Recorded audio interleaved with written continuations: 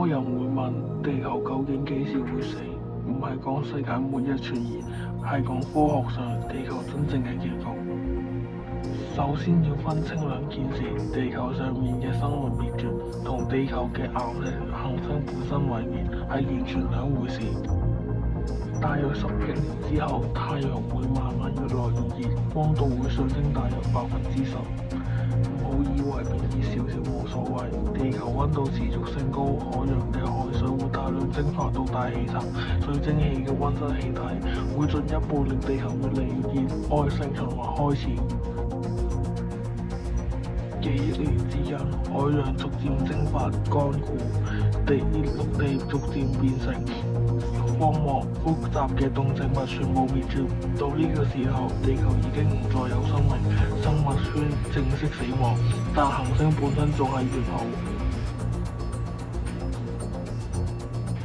時間再推到大約50億年之後，太陽用完核心嘅氫燃料，膨脹成為一個巨大嘅紅巨星，體積會不斷脹大，吞沒水星同埋金星。至於會唔會吞咗地球，科學仲有少少爭議。因為太陽膨脹嘅同時，本身質量都會流失，引力變弱，地球軌道會向外挪動少少，有可能逃過。貼近紅巨星嘅高溫會將地球表面融化，之後太陽就會變成白矮星。如果地球會被吞嘅話，地球就會繼續圍繞太陽公轉。